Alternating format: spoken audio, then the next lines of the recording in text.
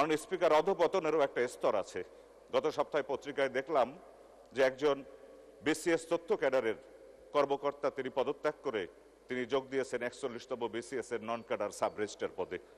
কি আছে এই সাব রেজিস্ট্রার পদের চাকরিতে যে এতটা নৈতিক অধপতন হলে ওই কর্মকর্তা এই কাজটা করতে পারে? ক্যাডার ছেড়ে নন ক্যাডার এসে তিনি যোগ দিয়েছেন। এই একটা ঘটনা প্রমাণ করে মাননীয় স্পিকার, এই দেশের একটা শিক্ষিত জনগোষ্ঠী কতখানি নৈতিক অধপতনে আমরা চলে গিয়েছি। মাননীয় স্পিকার, গত কয়েকদিন আগে ত্রাণ এবং দুর্যোগ মন্ত্রণালয় থেকে আমি একটা বিশেষ বরাদ্দ পেয়েছি ৫০ লাখ টাকার। সেই বরাদ্দের অনুকূলে আমি প্রকল্প জমা দিয়েছি, কিন্তু একই সময় ওই একই মন্ত্রণালয় থেকে আমার নির্বাচনী এলাকায় প্রায় ৫ কোটি টাকার বিশেষ বরাদ্দ গিয়েছে। কে বা কারা এগুলো চেয়েছে বা কিভাবে দিয়েছে এগুলো কিছুই জানি না। নির্বাচিত সংসদ সদস্য হিসেবে আমি মনে করি আমি সাধারণ মানুষের কাছে প্রশ্নবিদ্ধ হচ্ছি। আমি জানি না মাননীয় মন্ত্রী মহোদয় জানেন কিনা, আমি তাও জানি না। এখন জন্ম সনদ দিয়ে খোলো বিকাশ স্টুডেন্ট অ্যাকাউন্ট। নিজের বিকাশ নিজে কর। মাননীয় স্পিকার, মাননীয় প্রধানমন্ত্রীর সাহসী নেতৃত্বে আমরা এগিয়ে যাচ্ছি। গত ২২শে জুন আমার নির্বাচনী এলাকার একটা ব্রিজ ভেঙে একটা মাইক্রোবাস নদীতে পড়েছে। এলজিডির ওই ব্রিজটা করেছে ২০০৮-৯ অর্থ বছরে।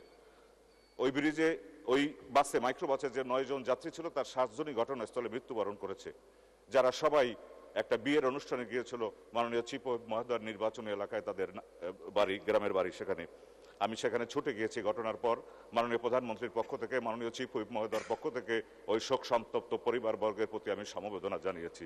কিন্তু ঘটনাস্থল চাওড়া এবং হলদি ইউনিয়নের ওখানে যাওয়ার পর ২ ইউনিয়নের হাজার হাজার মানুষ আমার কাছে নালিশ করেছে, অভিযোগ করেছে।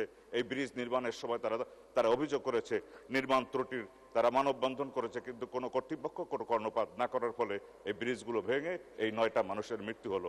এরকম ৫৮টা ব্রিজ আছে আমার নির্বাচন এলাকায় এলজিডি যেটা ব্যবহারের অনুপযোগী হিসেবে ঘোষণা করেছে। মাননীয় স্পিকার, এই ব্রিজগুলো যদি নির্মাণ করা না হয় বা মেরামত করা না হয় তাহলে এই মৃত্যুর মিছিল আর ঠেকানো যাবে না। মাননীয় স্পিকার, আমি আপনার কাছে অত্যন্ত দ্রুততম সময়ের মধ্যে এই ব্যবহারের অনুপযোগী ব্রিজগুলো নির্মাণের দাবি জানাচ্ছি।